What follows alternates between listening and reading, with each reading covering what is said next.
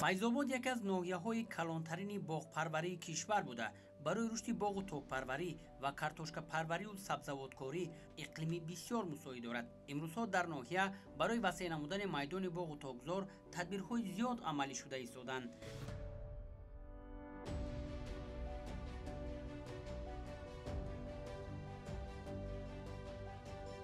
шарофи акобиро дар ноҳияи файзобод ҳамчун боғпарвар ва шоири навқалам мешиносанду эҳтиром мекунанд.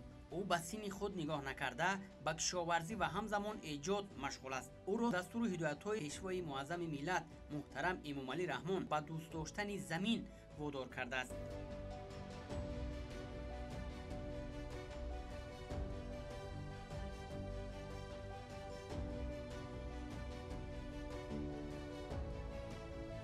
ҷаноби олӣ боғдориро ба мардум пешниҳод кард, замина ба дасти деҳқон дод.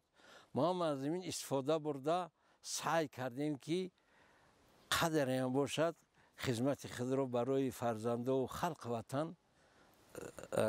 сарф намоем. ҳам зиндагиамонро нағз мекунем, ҳам зиёдтиша бурда ба бозору ба ҳар то ҳатто ба хориҷи мамлакат ҳам аз мо мебаранд.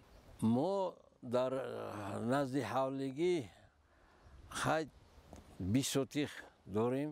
бо дастури пешвои муаззам қариб 1 гектар боғи дига нав бунёд кардем ки аллакай дар ҳосил омадааст, ояндаи нағз дорад.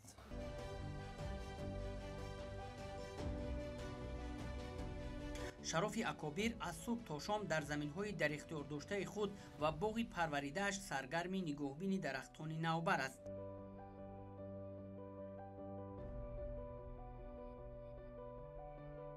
дар лаҳзаҳои фориғ аз боғдорӣ ба навиштани китобҳои худ мепардозад. ба гуфтаи шарофи акобир дар баробари шоир ва боғпарвар буданаш дар аспсаворӣ низ маҳорати баланд дорад.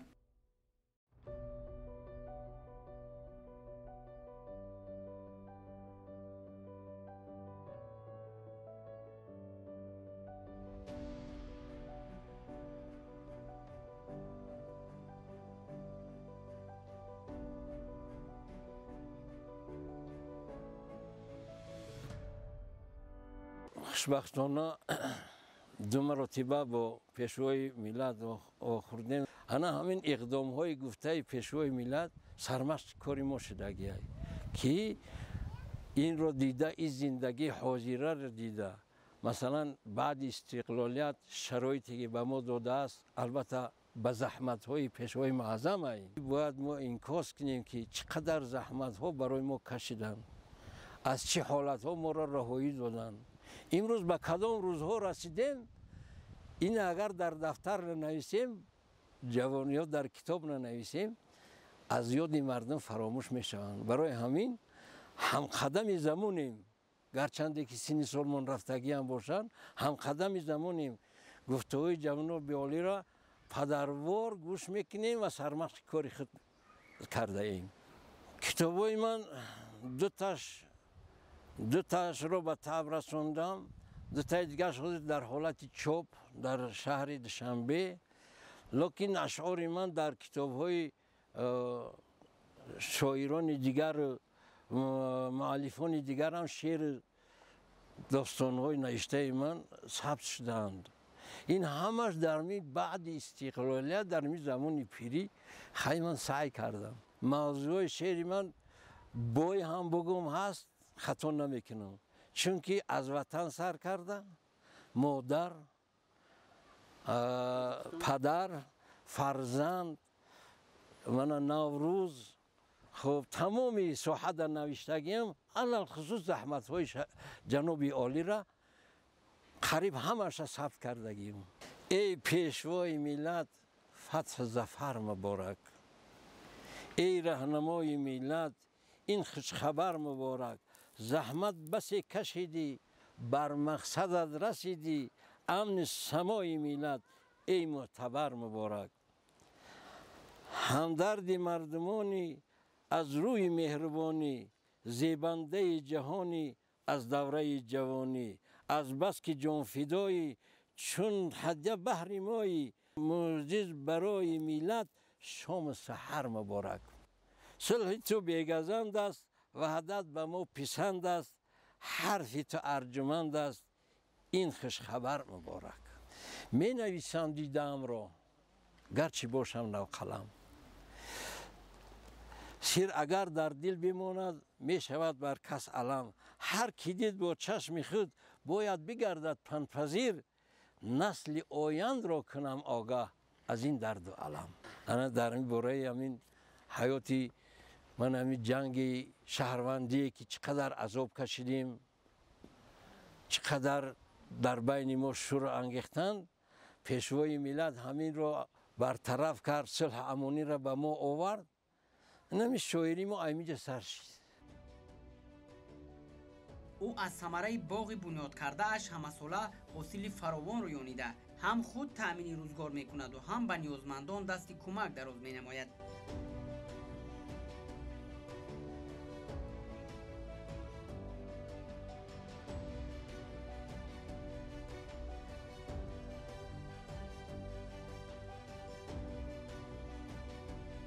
جهتی در عمل تطبیق نمودن دستور و سفارش‌های پرزیدنت جمهوری تاجیکستان محترم امامعلی رحمان در سمت ثمرناک و عاقلانه استفاده نمودن زمین‌های کرم آبی و از آن گرفتن دوسه حاصل، امسال او در زمین نزد حولگی خود در مساحت 2001 سبزوات و پالزی‌ها پرورش نموده است که به عنوان خاندان از آنها برای ذخیره زمستان نوشابه و خورش‌ها و کنسروها آماده نمودند.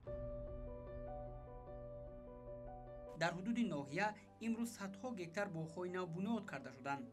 میدان باغ بنیاد نموده شرف اکابیر 1 گکتار را تشکیل می‌دهد. در جماعت‌های حدود ناحیه فیض‌آباد قریب همه درختان زینتبخش و میوه‌دار از قبیل سیب، نوک، آلو، چهارمغز، آلوچه، زردآلو، توت، گیلاس، بادام و غیره میرویند. همساله با جلب اهل زحمت خواجگی‌های دهقانی و کاپراتیوهای 3 ساله در ناحیه فیض‌آباد حاصل فراوان رویانیده می‌شود. در فصل بهار اهل زحمت به سفید کردن درختان و بریدن شاخ و نوده‌های نهال‌های باغ، اینچنین نرم کردن زیر درختان می‌پردازند. نتیجه همین زحمت‌های شبانه روزی باغپرور اصیل شرف اکابیر است که سال تا سال این باغ نشو و نما نموده از آن ده‌ها تانه میوه جمع‌آوری کرده می‌شود.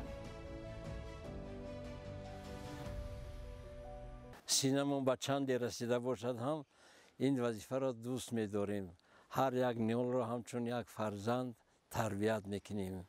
واده های فیض‌آباد ما برای سیب اصلا امکانیت خوب دارد. خود از این سیب سرکرده قریب 10 نمودش هست. با سعی کرده هستیم که نوهای نوی که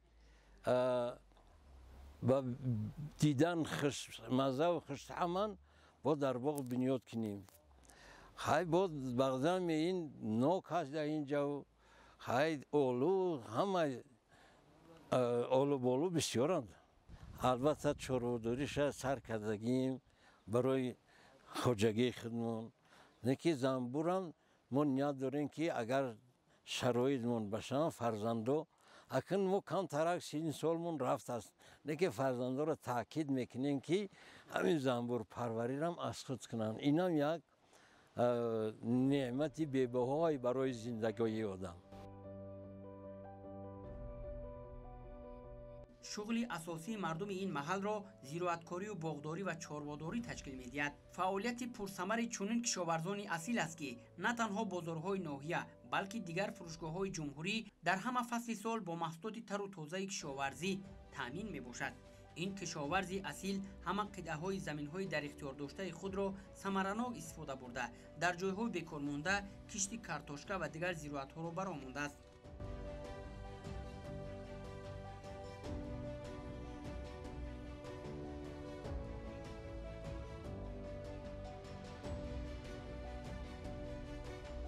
بنیاد باغ از آب می شوند.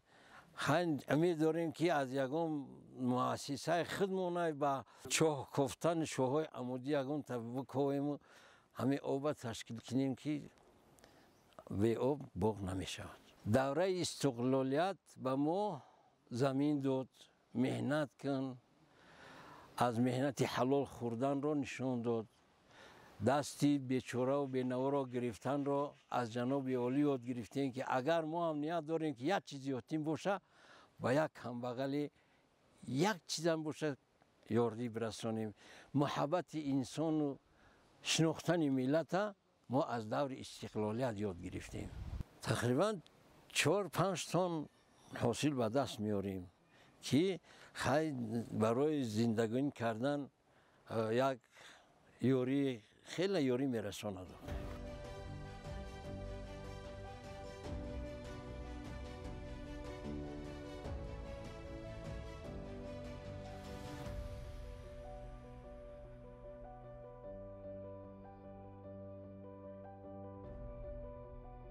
طبق پیشگویی تشکیلات عضوخواری و کشاورزی سازمان ملل متحد سال 2023 نسبت به سالهای پیشین از نگاه تامین اهالی با مواد غذایی باز هم وزنین‌تر شده. استحصال غله‌دانه در جهان نسبت به سالهای قبل کشاورزان را می‌باید که در چنین وضعیت به رشد ساحه کشاورزی بیش از هر وقت دیگر دقت اولین درجه داده، کشت زراعت و استحصال محصولات کشاورزی را باز هم زیاد نمایند و بازار استعماری مملکت را در همه فصل‌های سال با مواد آذوقه تامین نمایند.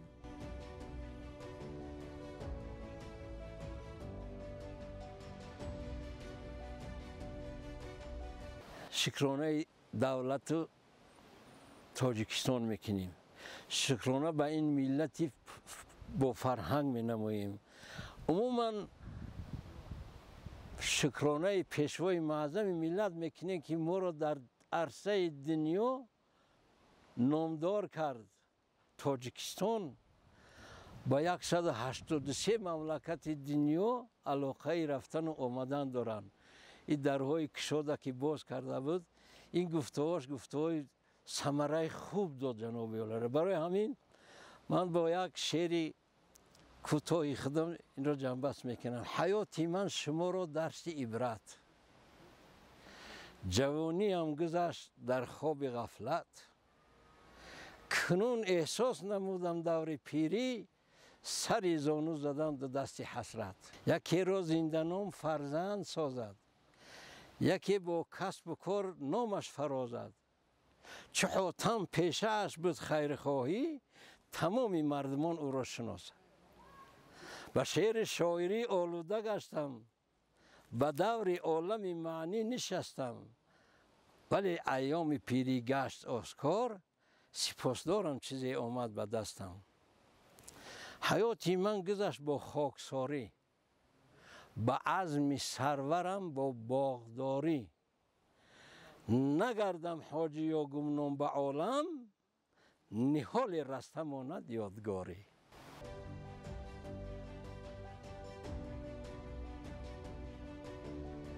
در چنین شرایط تنها با سعی و تلاشی هرچی بیشتری هر شهروند مملکت و استفاده ثمرناک ذخیره‌های موجوده از جمله آب و زمین میتوان به هدف‌های استراتژی جمهوری و تامین نمودن فراوانی بازار استعمالی و بدین وسیله بلند برداشتن سطح و صفت زندگی اهالی مملکت موفق گردید.